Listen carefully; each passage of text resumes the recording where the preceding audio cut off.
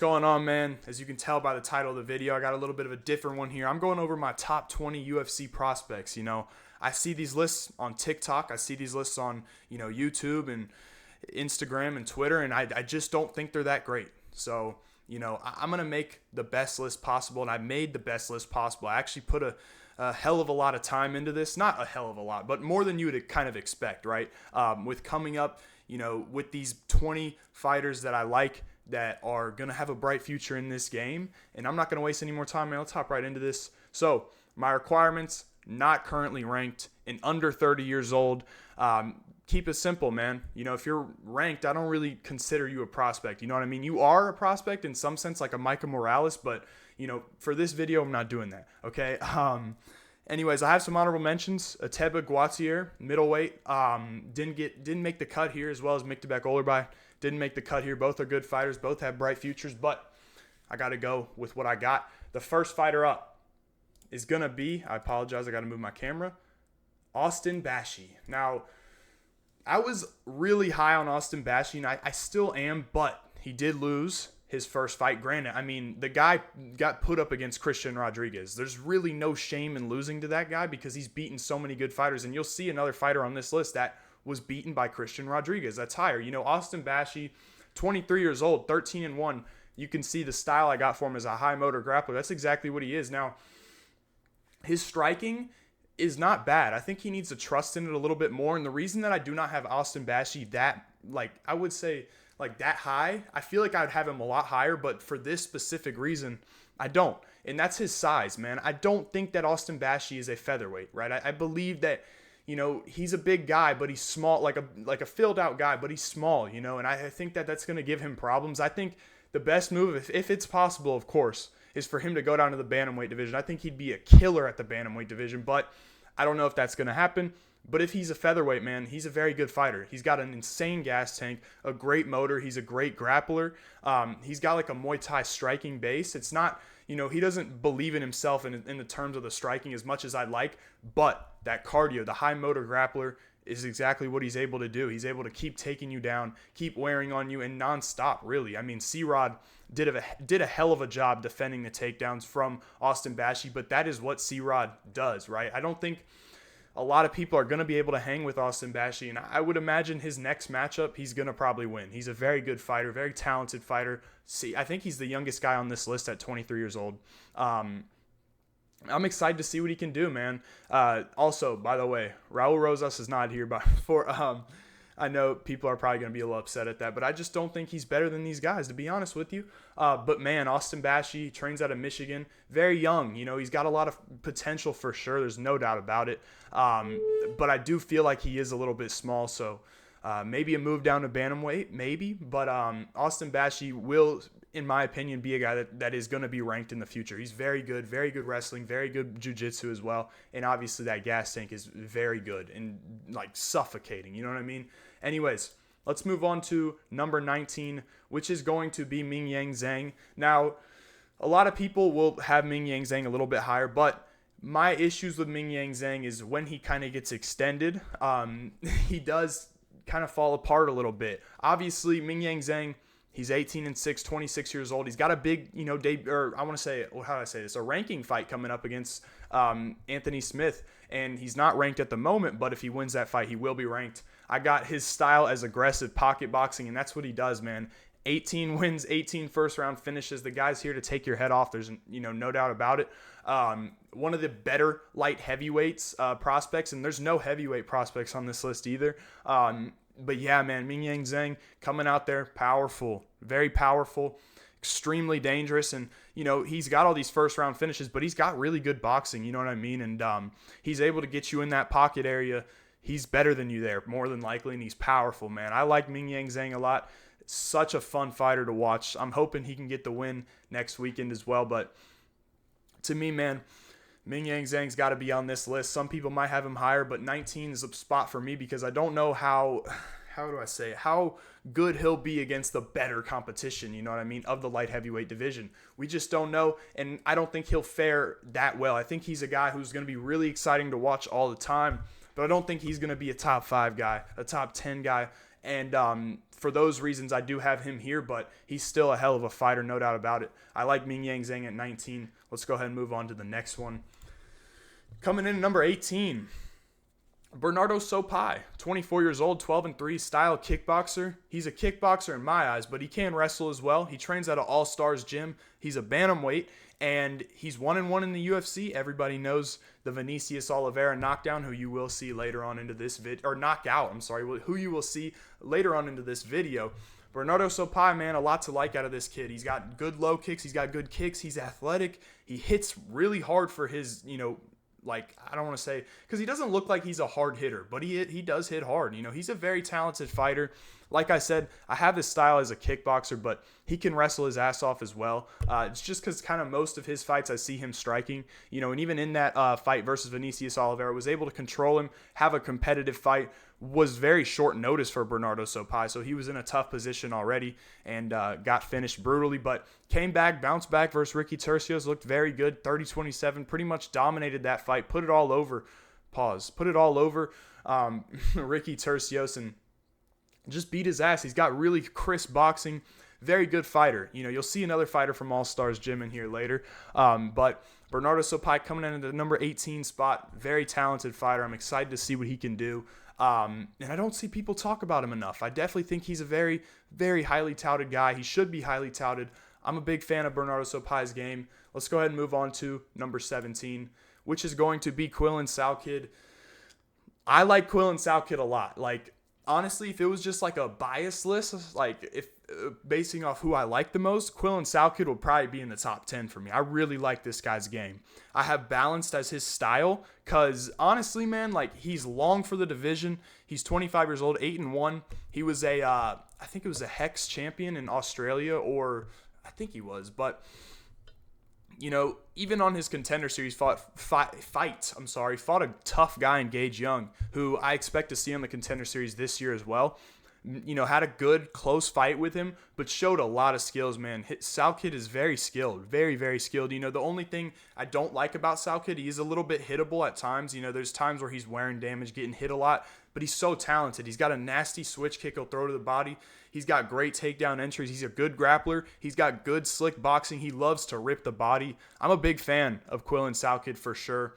And that's why I have his style at Balanced a little bit, because I do think that for the most part, he is a striker, but he will, throw that wrestling in there. And obviously a huge debut win at UFC 312, knocking out Anshul Jubli in like the first, 30, 40 seconds? Just a right hand over the top and dropped him. And yeah, man, Salkid, very good fighter, very good fighter. I'm really liking what I see out of this guy. I'm a big fan of him, and I'm hoping he does well in the future, and I expect him to do well in the future. Very fun style as well. I love watching him fight. He's crisp with great technique. He's very, very good. Let's move on to number 16. The other light heavyweight I got here is Navajo Sterling, 27 years old, 6-0, and he's a kickboxer, former kickboxer. He actually, trains at City Kickboxing with all those guys over there. And, a lot of people are a lot higher on him, but after that debut, a little bit hairy to me. He was in front of Tuco Tucos, who's not the best fighter, and I expected Navajo Sterling to get the finish there. He didn't end up getting it, but that, he's still a good fighter, right? If you have that striking prowess and you're at such a notorious gym, I imagine Navajo Sterling is going to be a good fighter. He's got great technique. He's extremely powerful. And, he trains with Olber. He trains with Adesanya, all those bigger guys. He's going to be very, very good in the future. And not to mention the kickboxing background. We haven't really seen his takedown defense tested all that much, but I imagine it's pretty damn good because he's a great athlete. The frame is nice. Pause. A lot to like from Navajo Sterling. I definitely see him top 10, top 7 guy in the near future. I like his game. He's fun to watch. Just a little bit of a hairy debut performance, but that happens sometimes. Navajo Sterling, very good fighter. Excited to see what he can do. I have him at number 16. Let's move on to the next one. Now this one, Bo Nickel. 29 years old, 7-0, wrestler. This is probably the most famous, I guess, prospect. But, Bo Nickel, I don't know. Because on one hand, you see, he's just the prowess of this guy. Incredible wrestler, wrestled at Penn State. He's a great athlete. But he doesn't seem to be developing into as good of a fighter as I thought personally. Now, I still have him at 15 because I still think, he's going to get a win over RDR in his fight, and he's going to be ranked. And I do think that he can beat some of the guys in middleweight in the top 15. I do. With that being said, like I said before, I don't think he's developed as good as I would have thought in the striking, but just because of his last performance, there's some performances where he looks better than he does in others, but at the end of the day, man, he's got to be here. And I there's some people that hate on Bo Nickel quite a bit. I'm not one of them. I like Bo Nickel. I think he's a very good fighter. He just hasn't like gotten to show those skills a little bit more. Maybe still feeling the octagon out. I mean, he's still 7-0, so not much experience, but I expect him to look good versus RDR. I think he wins that fight, and I think he wins that fight looking better than he did against Paul Craig. So I'm on the Bo Nickel train. A little bit. I have him at number 15 here. Some people might be surprised. But he's still, he's 29 years old. He's almost 30. So he's got to get going here. This is a big fight coming up for him. I expect him to show out, and I expect him to win. So let's move on to the next one. Another big name here. I got Peyton Talbot. Here. Number 14, bantamweight, 26 years old, 9-1. Peyton Talbot.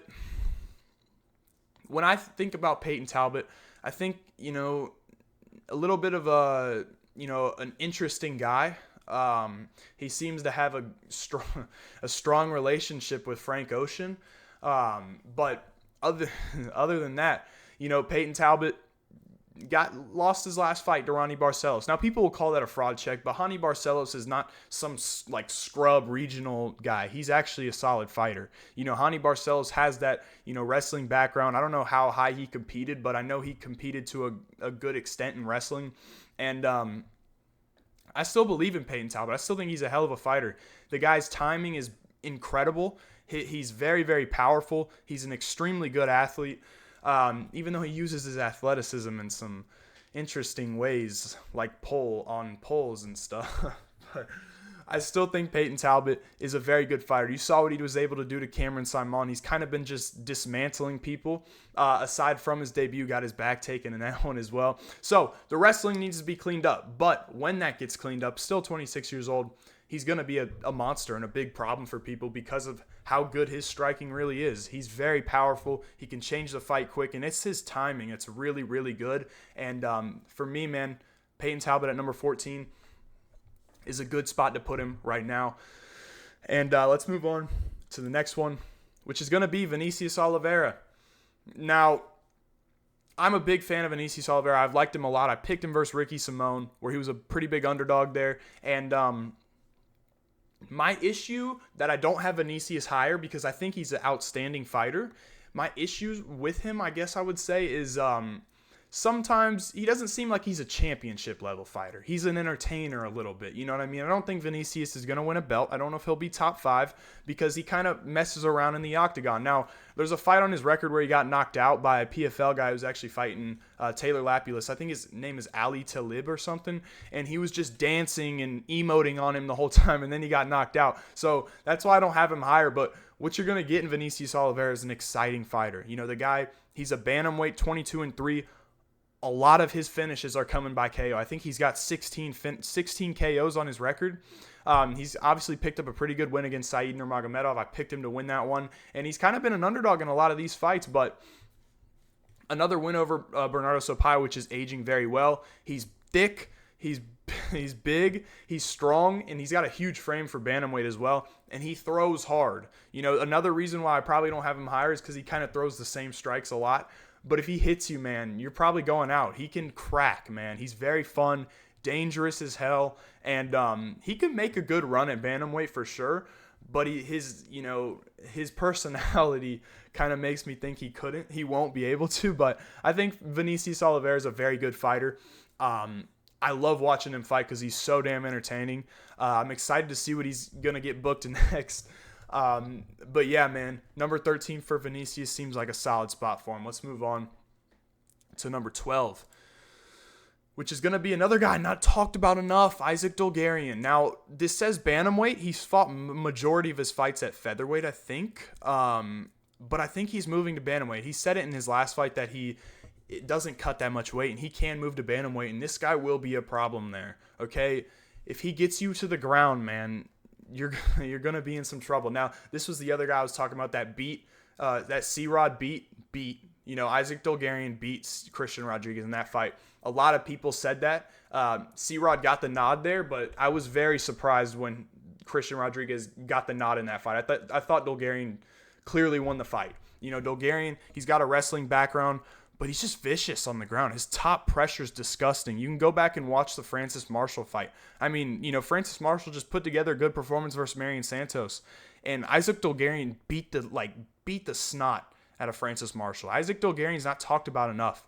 This guy's very, very good. If he's able to get you down and get on top of you, you better be ready to eat some ground and pound, man. The guy is vicious on the mat, and, man, he's just very, very ferocious. You know what I mean? And I like Isaac Dulgarian. He's a killer, dude. Like, if he gets you there, you're going down. He trains at Factory X. He's got a good gas tank, you know what I mean? And when he fought C-Rod obviously was able to make it competitive, but the amount of work Isaac Dulgarian was doing to get C-Rod to the mat was a lot. And he had moments where he was controlling him for long periods of time. And Christian Rodriguez is not an easy guy to control, at all. We've seen it over and over again. Isaac Dulgarian's a beast of a wrestler, and a good future for this guy, for sure. And I never see anybody talk about him. But man, I'm excited to see him go out there and fight because he is damn good. The odds makers know how good Isaac Dulgarian is. I'll tell you that. But Isaac Dulgarian, very good fighter. Number 12 is going to be Isaac Dulgarian. Let's move on to number 11, Andre Lima. Now, Andre Lima, he's 4-0 in the UFC, 26 years old, 11-0, flyweight division kickboxer, and he does a good job at what he does. Andre Lima, to me, I think he's a really good fighter, but there's some times in some fights where he hasn't impressed me the most, and that's why he's not higher on this list. He's shown a very tough style to beat. He'll walk you down, use his defense. He's got great vision. He showed off his jiu-jitsu in his last fight, getting a submission, and Andre Lima has been looking really damn good. Aside from a couple of these fights where he's kind of not doing enough, not throwing enough, and that's what scares me about Lima, but he's going to be a matchup problem for a lot of people because he's got good vision. He's got really, really good takedown defense. And obviously, his kicking ability on the feet is very good. You know what I mean? His defense is very good. He's just going to be like a frustrating matchup for people. I think Andre Lima's ceiling is very high. I could see him, making it to, top 8, top 7, top 6, possibly of the flyweight division, which is already really, really tough to, compete in. But sometimes Andre Lima, to me, the volume's not there. But I do believe he's a very good fighter, very good prospect to look out for. Not ranked, but soon to be ranked. I believe by the end of 2025, he will be ranked. He's got nice low kicks. He's got good boxing. But I think what sets him apart is just his IQ. He's very smart in the octagon. And I think that's something that not a lot of people see out of, or we don't really see out of a lot of people, these younger guys. But to me, Andre Lima is very, very smart in the octagon. And I like that a lot.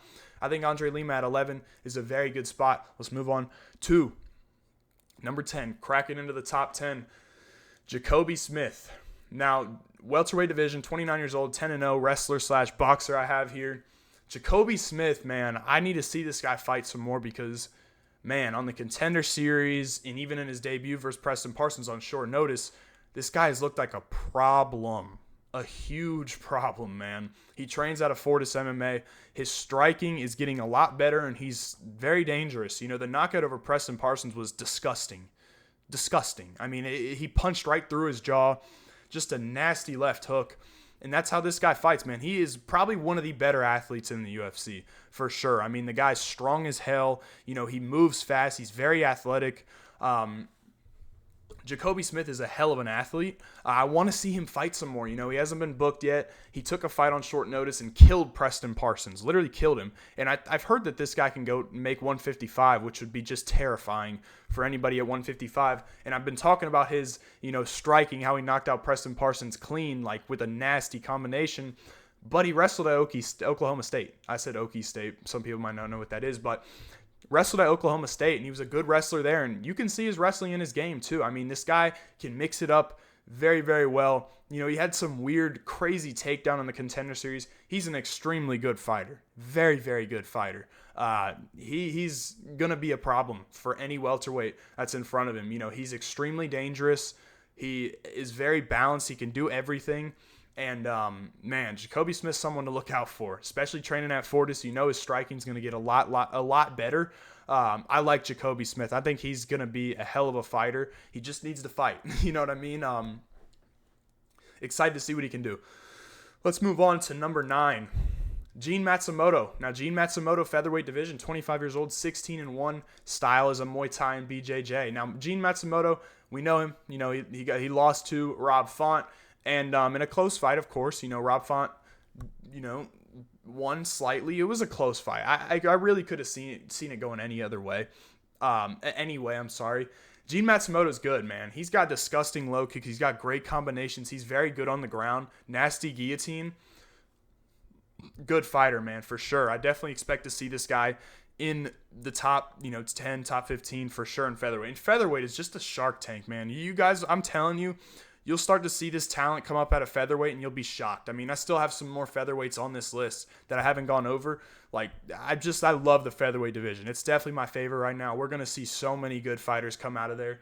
And there's still some fighters that didn't even make this list that are really, really good in featherweight. Featherweight is going to be just you look outside the top 15 in that division. It's unbelievable. And Gene Matsumoto is one of those guys who's outside of that division. He's got fantastic cardio. He can go all day, great volume. The low kicks are good. The body kicks, the head kicks, his boxing's very good. He's a very good fighter. Impressive. 25 years old, extremely young. He was 15-0 going into Rob Font. He could very well be 16-0 and be a ranked fighter right now. You know what I mean? A lot to like out of Gene Matsumoto, for sure. He's definitely going to be a guy who we will see in the top 15 very soon. And I've been talking about his Muay Thai a lot, but he's got, good BJJ. He's tough. He's durable. He's got a lot of heart as well. He had a great fight with Brad Katona, who's a very underrated fighter who nobody gives credit to. And Gene Matsumoto put on a great performance. He's got those elbows he'll throw in tight. He's very good, extremely good. I like Gene Matsumoto. Number 9 is where I have him. Let's move on to the top 8. Now, I'm sorry, my camera gets in the way a little bit here, but you can see that's Mansour Abdul Malik. Now, some people might not be as high as high on Mansour Abdul Malik as I am. I really like this guy, man. Wrestling background, wrestled at the University of Maryland. He's a middleweight, 27 years old, 8-0. Now, I talked about how I thought Jacoby Smith was the best athlete on this list. Mansour Abdul Malik takes that. He is an extremely good athlete. I mean, you can see the frame on this guy. He is ginormous. He's huge. He's a massive, middleweight. He has an insanely long reach. He's powerful as hell. He's explosive. He's fast. He's a problem, man. We just haven't really got to see him go past, the first round because he's just killing everyone. He's fighting Cody Brundage. I'm hoping I'll be at that fight to watch him knock Cody Brundage the fuck out. But yeah, man, this guy, he's vicious too, man. I mean, his Contender Series fight, he beat the hell out of Wes Schultz. Brutal. It was brutal, man. It was brutal. He's got 2 first-round finishes. Nick Klein or maybe not. I don't know if the Nick Klein was in the first round, but Dusko Tudorovic just beat the hell out of him. You know what I mean? Just brutalized him. It's just, this guy is vicious. He's dangerous as hell. He's an incredible athlete. I'm surprised I don't even have him higher on this list, but I just think there's might be some better guys. But I expect a lot out of Mansour Abdul Malik. I don't think he'll be losing in 2025, especially not to Cody Brundage. He might need a bigger step up in competition. Even if he takes that step up, I expect this guy to win, man. He's extremely good. Extremely good. So yeah, man, that's going to be my number 8 fighter. Let's move on to number 7. Gabriel Santos. Now, Gabriel Santos, 12-2. I think he's 2-2 inside the UFC, but the 2 losses, David Onama and Lerone Murphy, where I thought he won that fight. Gabriel Santos, man, you see the featherweight division, another featherweight guy, man. This guy's a killer. 28 years old, 12-2. The style, I got shootbox style. Now, he's one of those shootbox guys that's like Charles Oliveira or Marco Tulio, not like these other shootbox guys like Felipe Dos Santos. Gabriel Santos is a little bit smarter. Now, he made those shoot box mistakes where he would be way too aggressive in some of these fights, specifically the Onama fight. But he competed in that one, man. He was killing Onama. And Gabriel Santos, man, very good fighter. He just dismantled Jack Jenkins, beat his ass. Obviously got caught with like a high kick in that fight and dropped momentarily. But even after that, man, like before that and after that, domination. He dominated Jack Jenkins. People like Jack Jenkins in that spot. I knew Gabriel Santos was going to kill him. He's very good, man. He's got good striking. He's got creative striking, and he's powerful, and his BJJ is excellent. And his offensive wrestling is excellent as well. That's something you usually don't see out of these shoot box guys, but he can definitely offensive wrestle. You know what I mean? He fought Yahiza in his return fight after he had lost to Onama. Put on a spectacular performance. Yahiza is actually a solid fighter that I picked to beat Gabriel Santos at the time. But Gabriel Santos beat his ass. He's extremely impressive. Gabriel Santos is a guy you will see in the top 15, mark my words. Very impressive. He just needs to fight, get back on that track, and I like this guy a lot, man. He's so fun to watch, and just another featherweight, man. And I'm not even done talking about the featherweights either. Anyways, man, let's hop right into the next one. Number 6, Lonnie Kavanaugh. Lonnie Kavanaugh was my number 1 fighter coming off the Contender Series. He's not my number 1 coming off the Contender Series anymore, but I still like this guy a lot, man. I mean, his striking is sick. It's unbelievable. It's so fun to watch. He's so versatile in his striking. He's probably one of the faster guys at flyweight. Him and Manel Copper are so fast. It's ridiculous. Lonnie Kavanaugh's rounding his game out a little bit, and he dropped the first round of Felipe Dos Santos. But sometimes I feel like Lonnie Kavanaugh doesn't let his hands go enough. Because when he does, man, he's a great boxer. He trains at Manchester Top Team with Lerone Murphy, Nathaniel Fletcher, those guys. So he's getting good reps in over there. His grappling, he got to show off a little bit versus Felipe Dos Santos. He's getting more well-rounded. But he is a kickboxer, and he's a damn good kickboxer, man. Very fun to watch. He's athletic. He's fast. He'll switch stances on you. And he's explosive, man. He's so fun to watch. I'll never forget that knockout he had at Cage Warriors. Just stunning. I mean, he's nasty. I like Lonnie Kavanaugh a lot. I think he's got top 10 or top 5 potential at flyweight. And his striking, man, it's unbelievable. Love this guy. Love what he brings to the table. He's a special fighter, man. Special fighter. Let's move on to number 5, which is going to be Felipe Lima, bantamweight division. Now, Felipe Lima has, fought at featherweight twice, I believe. But he fought Miles Johnson in his last one, who's a bantamweight. 26 years old, 14-1 style, kickboxing and cardio. I actually have cardio there because I think this guy's cardio, his pace is ridiculous. Another guy who trains out of All Stars with Bernardo Sopai. And, man, I like this guy, man. He's very good. He's very entertaining, very fun to watch. He's got good boxing. He's got good wrestling. He's very well-rounded, man. This guy's ready to go. You know what I mean? And he's going to be a good bantamweight to watch out for. No doubt about it. He's definitely a top 10 guy. No doubt about it. Once again, this guy is going to be a massive problem for everyone. Like I said, man, coming in, fighting Muhammad Naimov, who is a damn good featherweight on short notice, and beating him, extremely impressive. Muhammad Naimov is a top 20 featherweight in my opinion. Felipe Lima's damn good, man. I expect to see this guy possibly fighting for a belt. I think he's that good. Very impressed with his game. Like his game a lot. He's aggressive. He can push a crazy pace, which is why I have cardio here. And he's dangerous, man. Let's move on to number 4. But Felipe Lima, he's good. Let's move on to number 4. Kevin Vallejos. A lot to like out of this guy. 23 years old, featherweight, 15-1 boxer. Kevin Vallejos, obviously everybody knows him from the Gene Silva. But I'm starting to see a lot of people on TikTok talk about Kevin Vallejos, and that pains my heart because I wanted, only the real fans to know about him. And I know that sounds stupid, but it's true, man. It's true. Kevin Vallejos is a very good fighter, very talented fighter. Crazy boxing, tight, great defense, hits like a truck. He's very good. He's very, very good. He's 23 years old. He's really young. You know what I mean? And I'm expecting to get this guy to get back in there pretty soon. You know what I mean? I'm on the Kevin Vallejos hype train, man. I will be a big fan of this guy. I am a big fan of this guy. And, man, he's good. He's very good. I think what sets him apart is his striking defense. You know, he blocks shots really well. His vision's very good. His counter strikes are nasty, and his slip and rips, man. It's just his boxing is incredible. It's very, very good. Very high level. Vallejos is a monster. He's a monster. I got him at the number 4 spot. Let's move on to the number 3 spot. Coming in third place is going to be someone that you probably didn't expect to see in this spot. Cody Haddon. Cody Haddon is going to be my number 3 prospect in the UFC. Bantamweight division, 26 years old, 8-1 pressure boxer. That one loss is coming in to Steven Erceg, who is a very highly touted flyweight, and Cody Haddon was taken down multiple times by Steve Erceg because Erceg could not hang with him on the feet. Now, since that fight, Cody Haddon his takedown defense has been stellar since that fight. Incredible.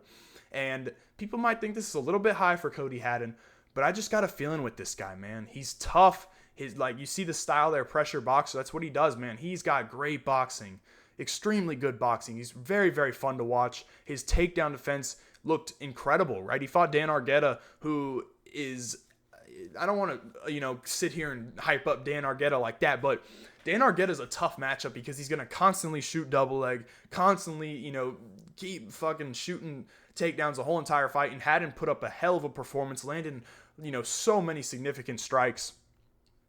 Cody Haddon's going to be a problem.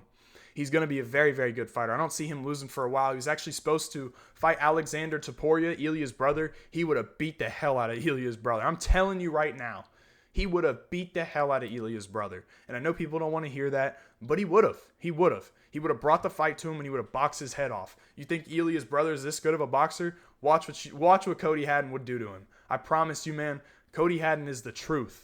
All right? I like this guy a lot. He's an Aussie. He trains with Quill and Salkid. And, man, I think it's his boxing, man. Had a good fight. I don't want to say a tight fight, but Billy Brand, who he fought on the Contender Series, was a guy I liked a lot coming into that fight. And Cody Haddon put him away easy. Knocked him down with a big right and choked him out. Cody Haddon's a damn good fighter, man. I got him at the number 3 spot. Some people might think that's a little high. I understand, but I like what this guy brings to the table. I got him at number 3.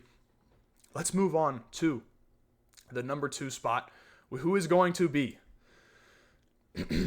Gabriel Bonfim. Now, Gabriel Bonfim has lost to Nicholas Dalby in the UFC, but man, has he bounced back. Okay, welterweight division, 27 years old, 17-1. He's a BJJ kickboxer guy. I absolutely love Gabriel Bonfim's game because this is what made me nervous. I want to say this because Gabriel Bonfim was an aggressive guy. He's got aggressive jiu-jitsu, aggressive striking, and that worried me when he fought Chaos Williams, and I thought that he was going to run into something. But to see this guy work behind his jab and work behind the low kicks and eventually wrap up a submission and finish Chaos Williams, who I don't think has been finished in the UFC, was unbelievable for me to watch. I thought it was one of the most impressive performances in a while, and I might be, overreacting, but I just think it's that impressive because his ability to adapt and follow that game plan against a dangerous guy like that, especially with the way he's typically fighting, which is frantic, pushing the pace, trying to get you out of there, pulling guillotine. He looked incredible versus Chaos Williams. Unbelievable. He looked like a top 5 guy. I really think he did. I'm very excited to see what Gabriel Bonfim can do, man. I'm extremely high on this dude. He's extremely good. And the fight after Nicholas Dalby versus Angel Lusa just put it on him, man. Nasty striking, the knees to the body he was landing. And that fight was at elevation. And Gabriel Bonfim had just gassed versus Nicholas Dalby. I mean, he landed a ton of strikes versus Angel Lusa. Just completely, changed my perception of Gabriel Bonfim. I always knew he was great. But when he did that at elevation against Angel Lusa, landed so many strikes, so aggressive, just dominated him. And then he goes out there versus versus Chaos Williams and completely changes his game plan and is so adaptable, works behind the jab and works behind the low kicks, mixes in the takedowns, and finishes Chaos Williams. It was just an incredible 2 performances back to back. I cannot put him anywhere else. I think that seeing that improvement from Gabriel Bonfim was just so impressive and incredible. I think he's going to be an absolute monster. He's going to be a future title challenger, in my opinion. I very much think he will be. I really like what Gabriel Bonfim brings to the table. Good wrestling. He can offensively wrestle. He has great BJJ. His guillotine is disgusting, and he's a damn dangerous striker on the feet. I'm telling you guys, Gabriel Bonfim, the new Gabriel Bonfim that I've seen, this guy's not going to be easy to beat. Coming in at the number 1 spot, it's going to be a controversial one. It will be. But I have Joe Pyfer. I have to have Joe Pyfer here. Middleweight division, 28 years old, 13-3. Power puncher grappler is what I have for him. I'm sorry the graphic is cut out a little bit. See if I can fix that. I can fix it. People might not like that I have Joe Pyfer here, but, you know, I have to. Okay? Because Joe Pyfer is so talented. I know he had a setback versus Jack Hermanson. Lost the fight by 1 round. Not a big deal. First 5-round fight, you know, wasn't able to get him out of there early and, you know, fought through some adversity, but still went to a decision. I think that Joe Pyfer is an incredible fighter. I mean, it's not for the reasons that you guys might think it is, because obviously he's a power puncher. You know, he hits really hard and he knocks you out. I think Joe Pyfer's grappling, I really think it's really, really high level. And I know he didn't get to show it off versus Jack Hermanson, but I think that was more of his cardio being a little bit compromised. But trains at Marquez Gym with those guys, Sean Brady, Pat Sabatini, these notoriously good grapplers. I think that Joe Pyfer has that same grappling capability. Not to mention on the feet, he's better than all those guys. He's better than Sean Brady on the feet. You know what I mean? He hits hard. He's dangerous. He has that grappling in his back pocket. Very good BJJ. Joe Pyfer's the number 1 prospect in the UFC for me. I think that's fair to say, considering all that. Now, you know, the grappling kind of thing, we haven't really seen that much of it. But if you go back to the Abdul Razak Al Hassan fight, my God, it'll show you the grappling that this guy has. So the things that I like about Joe Pyfer, I can name them real quick. He's strong. He's athletic. He has a huge frame. He's powerful. He's got good grappling. He's got good wrestling. He's got good BJJ. You know, there's some things that aren't the best, his leg kick defense and maybe his cardio. But the guy, those skills he has are unbelievable, man. I cannot be a Joe Pyfer doubter. I have to believe in, you know, no matter what people say about his personality, I like him as a person. But I think that he's the best prospect. I really do. Just because of the things that I named, man. And I think he has a big year. I think he's going to beat I think he's going to kill Kelvin Gastelum. I think he's going to kill Kelvin Gastelum. Knock him out. I do. And if not, he's going to take him down and submit him. Because I just think he's so physical. He's so strong. He's so powerful. I'm on the Joe Pyfer bandwagon. I'm on the Joe Pyfer train. You know, I like this guy a lot.